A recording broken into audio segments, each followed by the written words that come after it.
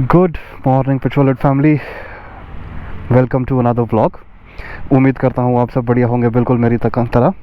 और आज यहाँ this is a very nice place which is very close to my place as well, but I wanted to start the vlog here today, and here is a very beautiful machine which we have today, right? So before we begin with anything, a big shout out to my friends at Barrel Exhausts Bangalore. They are making very cool stuff on the website. You can go and check them out. आपको अगर exhaust चाहिए अपने bike के लिए, accessories for your bike, even merchandise, वो सब कुछ बनाते हैं. Go check them out.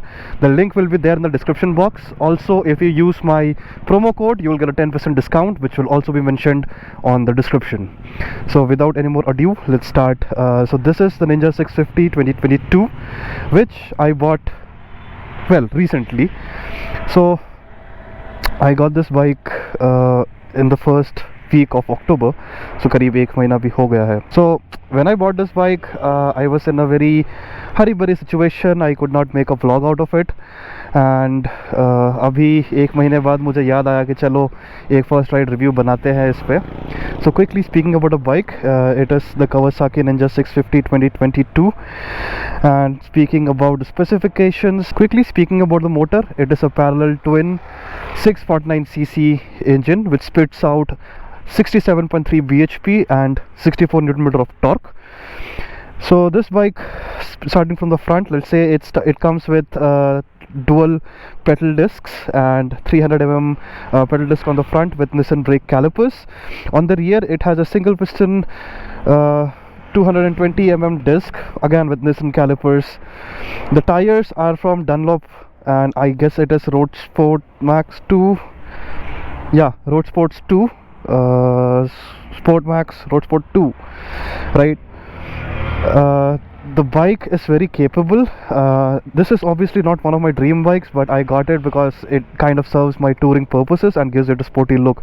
I don't prefer naked bikes, इसीलिए मेरे पास ज़्यादा options बचे नहीं थे. So I moved to the middleweight category of a 650. Speaking about the add-ons, I got a radiator grill, I got the frame sliders, some grip puppies here, and a lot of work has to be done on this bike. I recently got a ceramic coating done as well.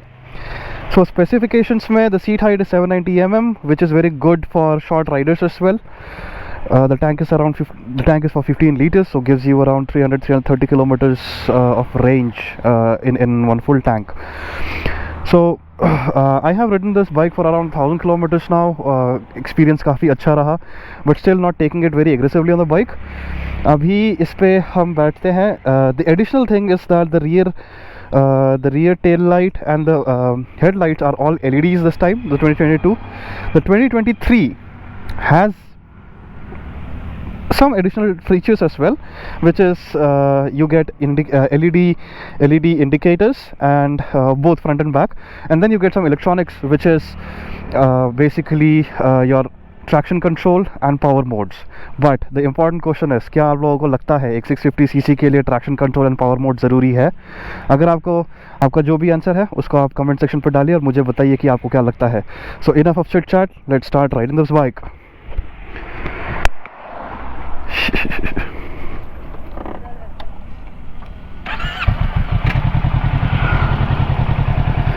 I hope that the camera angle is fine because new bike, new helmet and new camera setup position as well.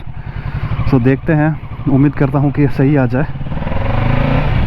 So after moving to the 650 range, that too from Kawasaki, from an R15, भाई साहब बहुत पता चलता है कि bike change हो गई है. पावर डिफरेंस पता लगता है बहुत ज़्यादा.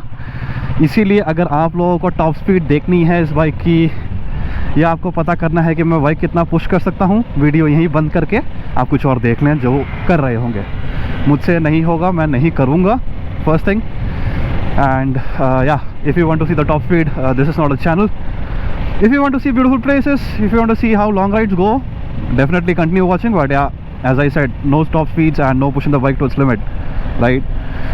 तो इसी के साथ अब देखते हैं, like first ride review experience भी कर लेता हूँ. मैंने तो इस बाइक को काफ़ी 1000 किलोमीटर चला लिए, so I got a hang of it. But yeah, to be very honest, the power delivery on this bike is very nice. You know, it is, I would say, kind of linear not exactly linear but kind of linear.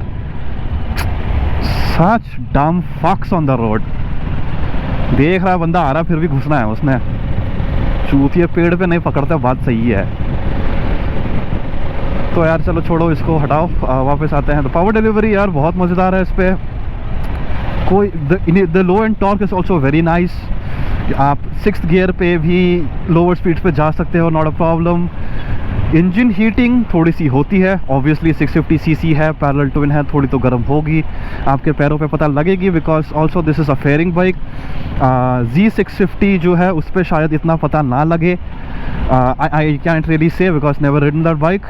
I don't really like naked, so never tried as well, right? अब बात करते हैं इसकी agronomics की। The bike moves pretty smooth, although it weighs 196 kilos, the dynamics of the bike is superb. You can corner it very easily.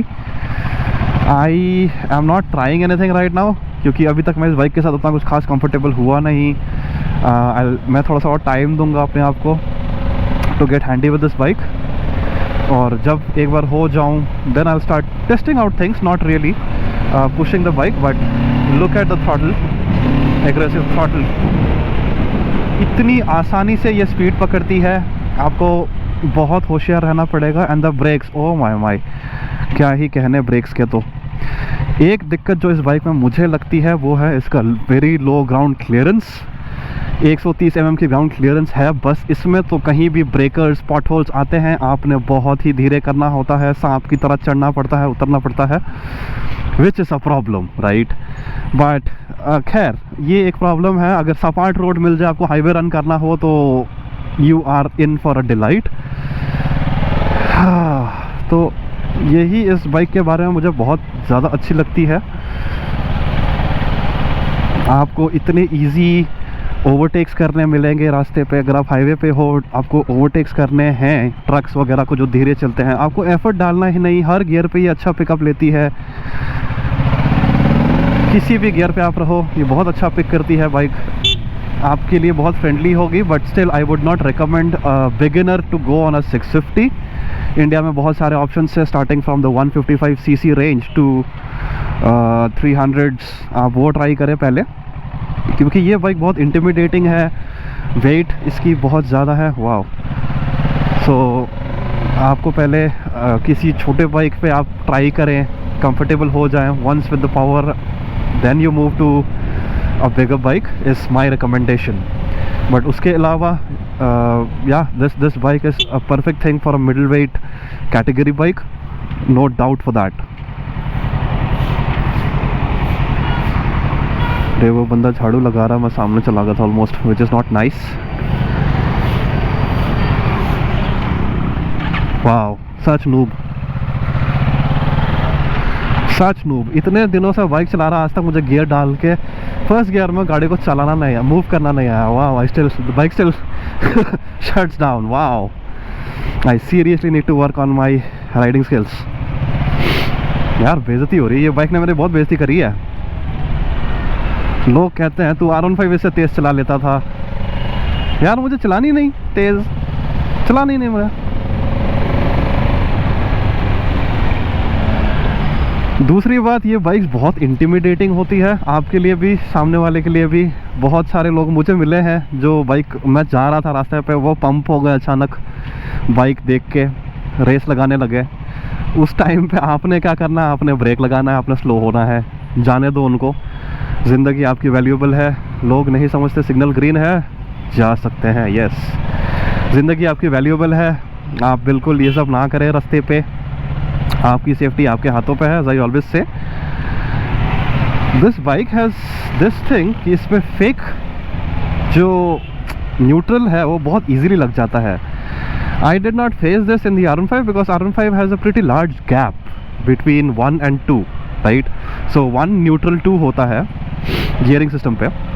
So उसमें क्या होता है, like if you push the first gear a bit hard, it goes to 2. But इसमें I am still missing it for some time.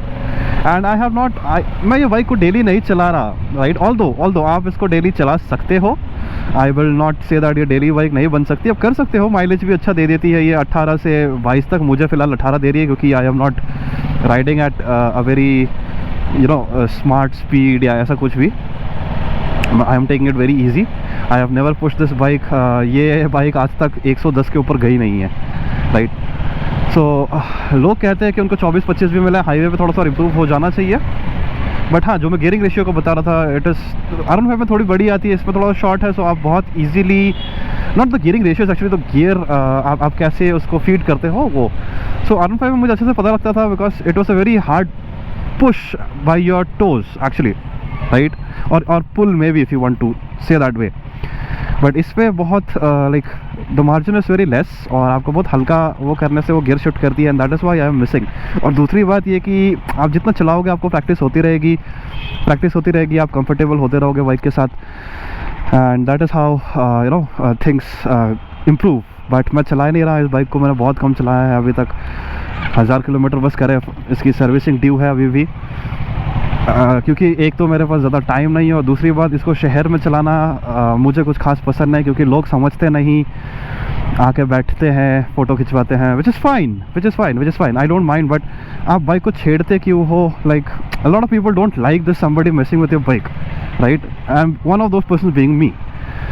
I don't like somebody messing with my bike because the other thing is people don't understand that these bikes are very heavy. बैठेंगे, गिराएंगे, और एक बार ऐसी bikes को damage होता है, there is a lot of money investment. दूसरी बात, there is a lot of time investment, क्योंकि सारे पार्ट्स रेडीली अवेलेबल नहीं होते हैं कहीं भी, तो काफ़ी सारी दिक्कत हो सकती है. Let's show you little bit of pull of this bike.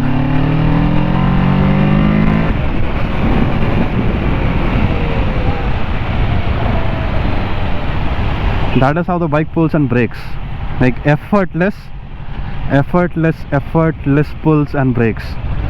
आप इस बाइक को बहुत प्यार से चलाओ, आपको ये बहुत मज़ा देगी. And the seating position, oh my god, it is just a delight.